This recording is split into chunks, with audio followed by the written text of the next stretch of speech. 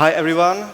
I'm pleased to announce something really special which I work on for a whole year in my spare time.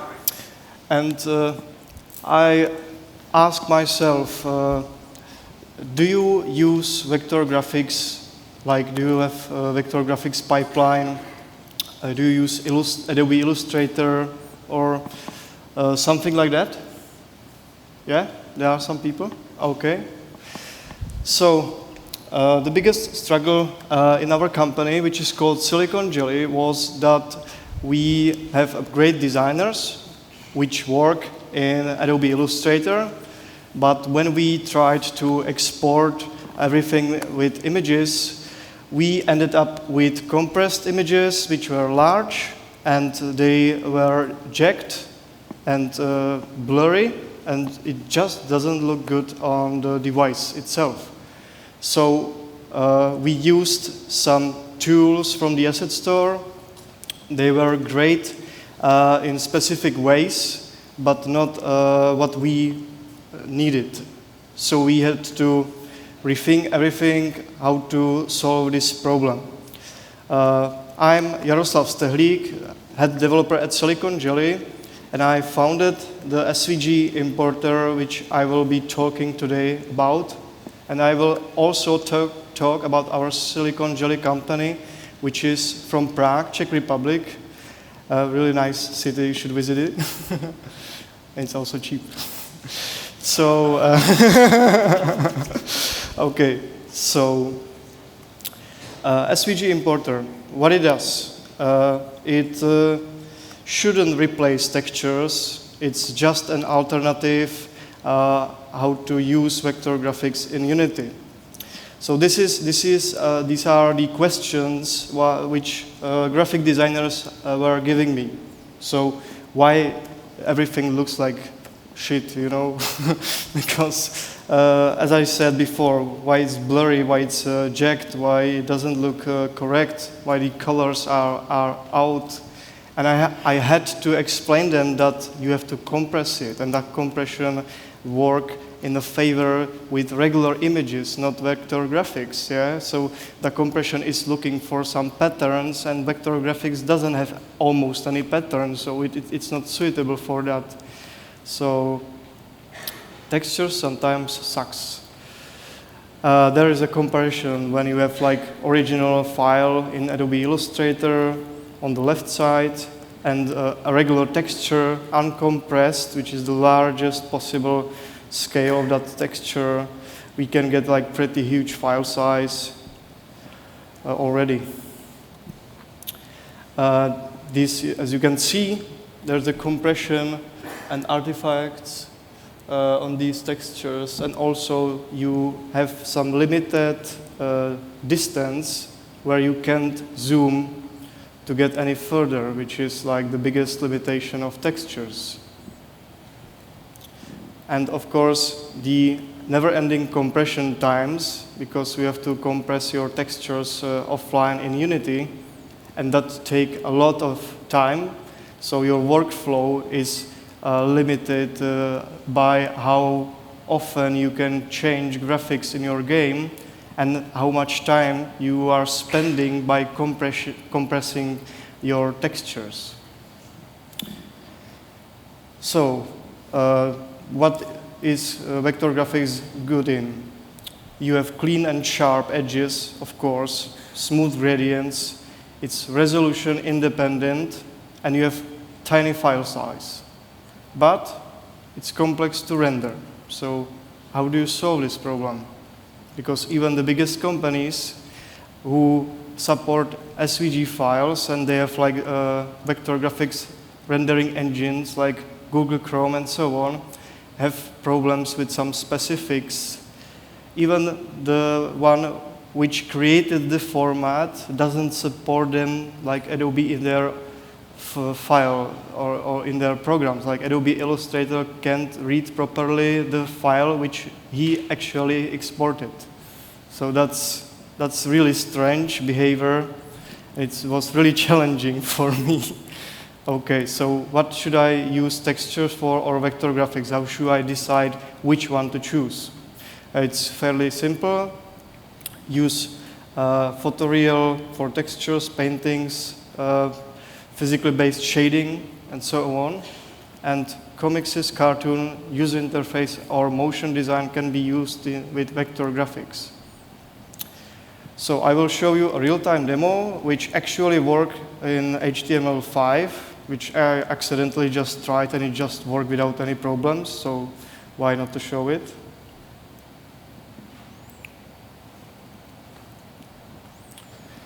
I hope the connection will be okay. Yeah, it does.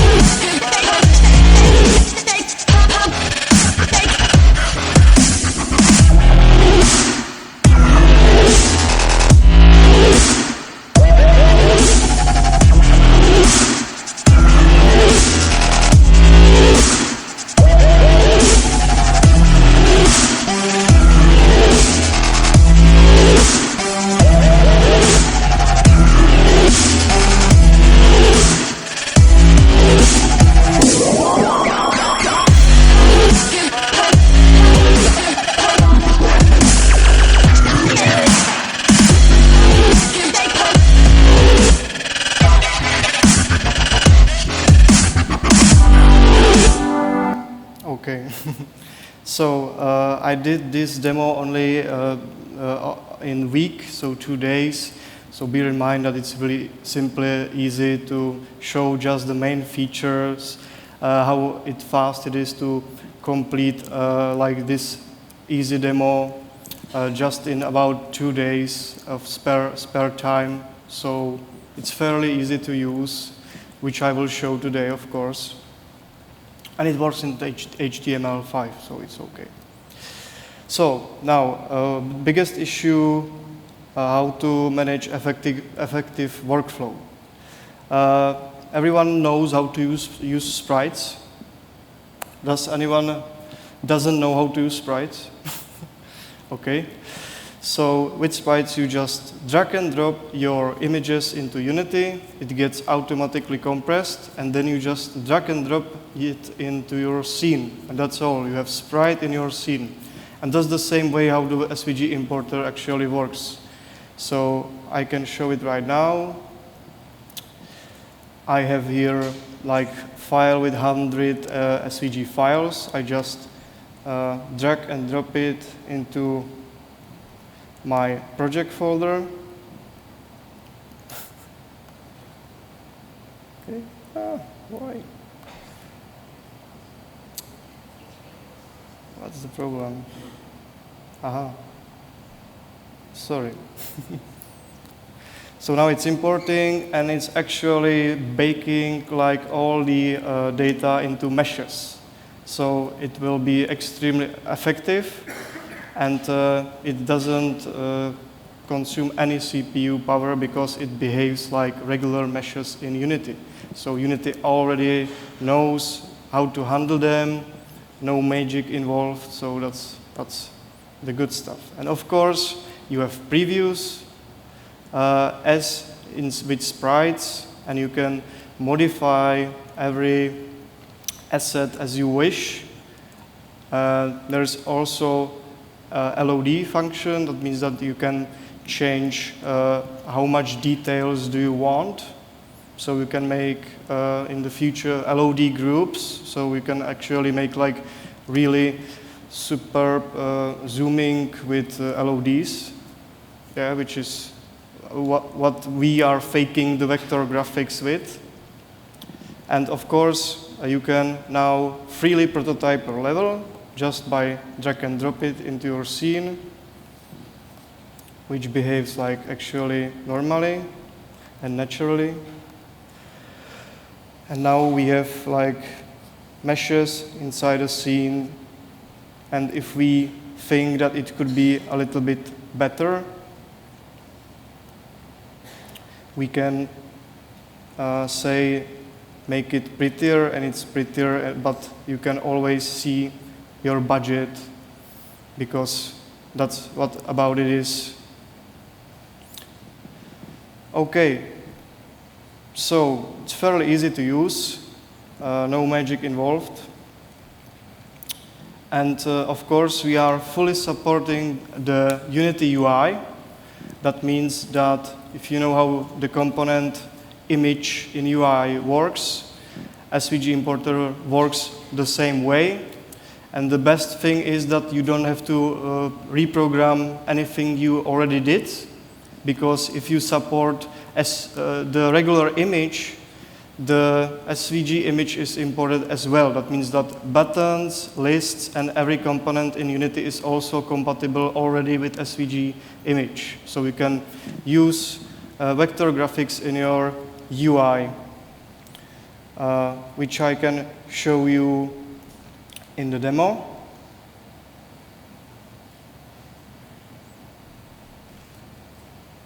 Yeah, so you can see there's the canvas. Yeah, and it's, of course, it's responsive. And when you click at it, you can see that it behaves like a regular image. Yeah, there's the SVG image. You can, of course, recolor it, animate color changing during runtime. So make animations frame by frame with your SVG. And of course, it's meshes, as you can see. So it's resolution independent, ideal for retinas. You don't have to worry about how big your screen will be. So, and your game will still be like about 1 meg for UI or something like that. So that's acceptable in most cases. So why not? Yeah, as I said, Unity UI is awesome, but why not have it resolution independent? So, what about the performance? That's what all about is that your game has to perform as well as possible. That's the reason why SVG importer is everything done in offline. So you don't have any CPU overhead. And everything is already there. There is also no memory garbage collection, because you already have your memory filled with your data, meshes, and so on. So you are from load of your game ready to go and have a stable frame rate. Yeah, and of course, if you already worked with Unity meshes, like FBX files, you know that you have some vertex count budget. So you have to be aware of that, and that's why we have the LOD function to reduce the count of the vertices and so on. Also, the shaders are simplistic as possible, and you can extend them, of course, make different kind of effects. And that's all I think I need to say. So, it was tested in the wild on a specific project, which its first world premiere today. We are announcing Mimpy Dreams, which is a mobile game completely done in SVG importer. And because as you saw, it is so fast iteration, it's really too easy to use. Even designers haven't any problems to drag and drop it into the scene. We developed a game which took us 3 months, and it has about 6 hours of gameplay, but it's not still finished, but we are like in 90%, which is quite awesome. And it's a puzzle platformer, and I will show you how it looks like. So you are the first one who will ever see how does it look.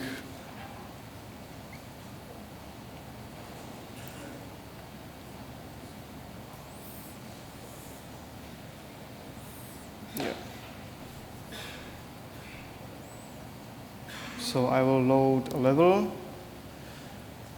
I like this one. Okay. So this is a mobile game. That means that it runs on iPad, iPhone, Android devices. So it's really not heavy on the GPU or CPU. As you can see, I made some custom shaders, so you have like reflections in the glass, which is quite nice effect. And there should be some dialogue, which is just a placeholder.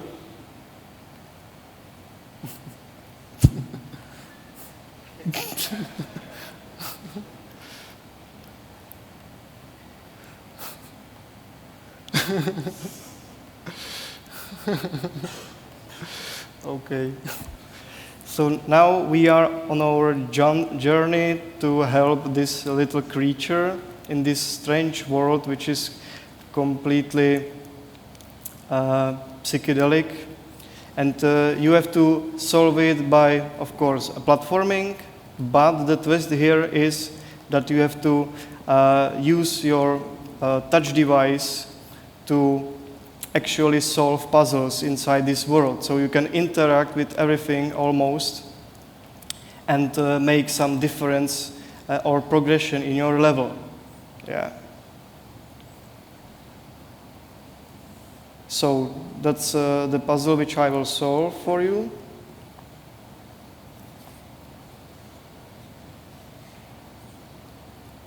Yeah, so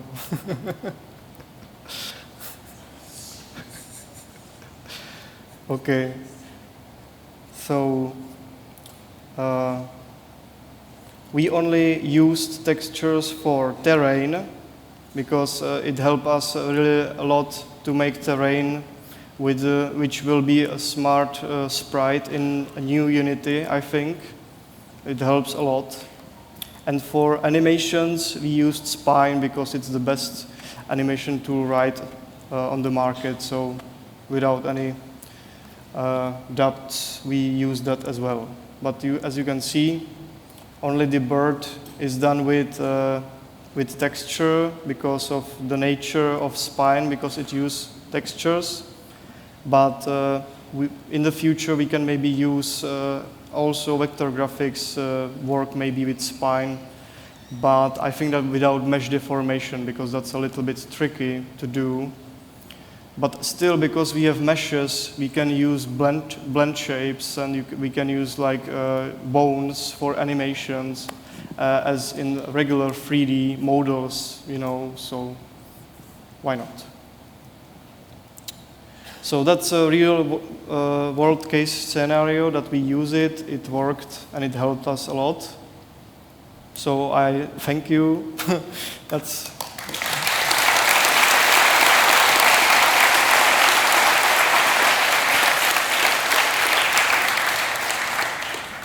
And it's available on the Asset Store right today. Okay. Choo. Excuse me, how do you manage gradients in vector graphics? Gradients. Gradients, yeah. yes. I didn't say gradients. Great question. It was quite tricky to get around that, but in the end, I solved it, and I also support conical gradient, which is like good for GUI, but SVG standard doesn't support conical gradients, but if you know, it's just a text, so you can type conical and it will work.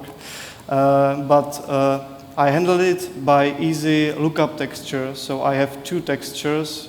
The first one is a texture atlas with the gradient itself, which is just a little bit tiny stripe of colors which are interpolated, which are the gradients itself. And then there's the texture which represents the shape of the gradient. So I have in every channel linear gradient, radial gradient, and conical gradient, and it's just mapped in the same way how like you are mapping like tone mapping or something like that. So you're just mapping UVs and it just works. So it's easy. I use only 2 samplers in shader, and that's all. No heavy lifting there. So yeah.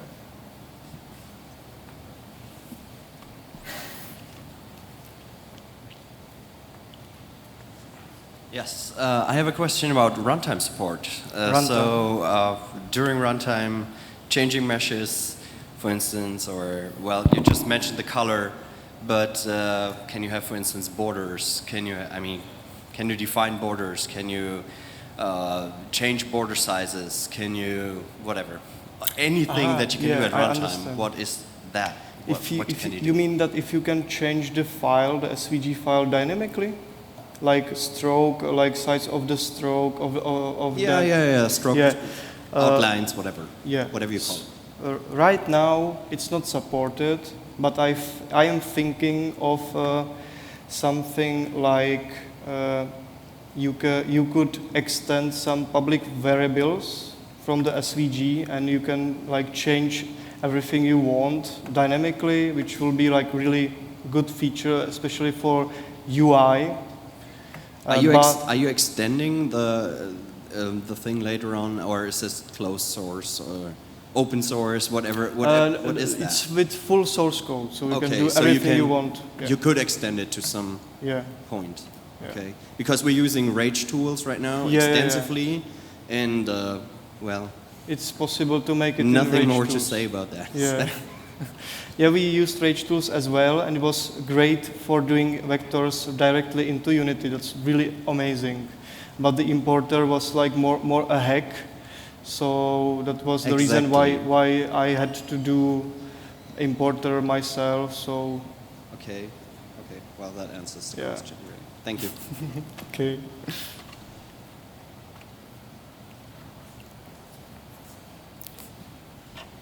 Hi. It's about the coloring of these imported SVG images. You're using the vertex coloring. Can you talk a little bit loudly? Louder. Yeah. You are using to recolor vertex coloring. Yes. Vertex colors. Yes. So, do you have or planning to implement recoloring like in the most artist software, like hue, saturation, brightness? I'm not sure if I understand you. A little bit louder. I have bad hearing. The recoloring, like in the Photoshop. Yeah. It's not based on vertex coloring. It's like hue, saturation, and brightness. Yeah, because I understand. the artist always saying, I want this, I want hue, I want saturation. And we're saying we only have the vertex color. Yeah, I fully understand. I think when you have vector graphics, which is based on solid color, then it's doable. But when you have linear or radial gradients, then you have to use post-processing effect, and it will be cheaper than use for everything fragment shader with the same thing with which will the post-process effect have. You know, like when you have color grading on everything, it's like just rendering the screen, nothing else. But of course, when you want to have different setups for different objects, then it can be a little bit tricky. So it is possible to make your custom fragment shader to support any feature you want, but it's more suitable for PCs and not mobile, I think. Yeah, because on mobile it can be like not friendly at all. So it is possible with shaders. Thanks. I'm really impressed by, what you presented. Have you thought about doing dynamic resampling when objects scale? Yeah. You mean like doing all the importing in real time, or do you mean switching LOD groups? Well, just resampling. I expect SVG is like made out of Bezier curves. So if you could actually, as the object scales, you resample it again. Yeah, of course. There are two options. You can import in real time, because the import itself is quite fast and it's not optimized right now, I think, but it can be much better. But still, I think that it takes a lot of CPU power and it allocates memory like crazy. So I think that you should use LOD groups, which will be, I think, in future, based on how far you are from the graphics, it will change like different assets with different details. So it will fake the nature of vector graphics, that it actually it's better when you scale, and you know that's what you were asking. So I see. Okay. it's doable, but I think it will be in the future. So we have to agree all what is the most important feature, what we need, and we can do that. Okay, thanks. Just one more question. Okay.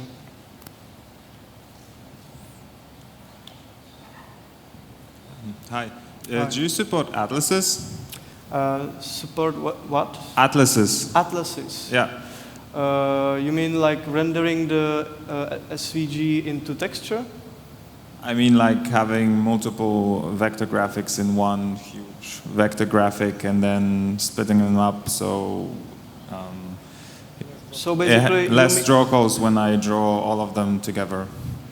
So you mean like pre-rendered vector graphics in textures, in atlases? So what I mean No? is, imagine you have like 100 objects that use different graphics and you draw them one on top of the other.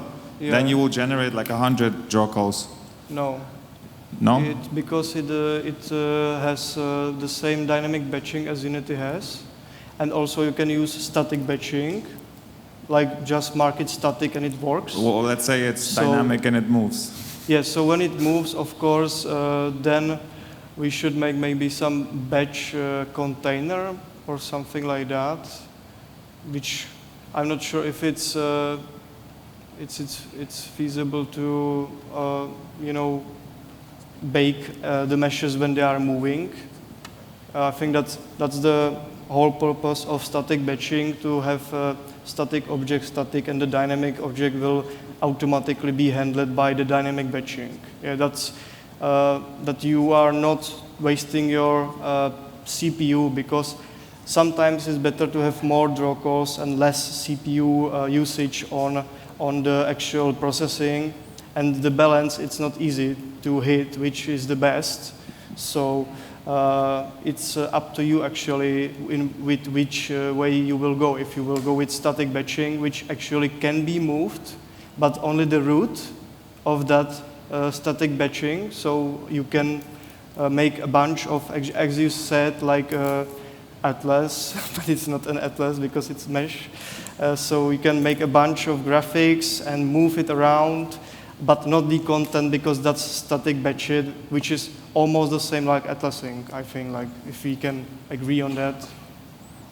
Thank you. Okay, so that's all. I thank you that you like it, and I hope that that we will make that product much better with your help and your support. So thank you.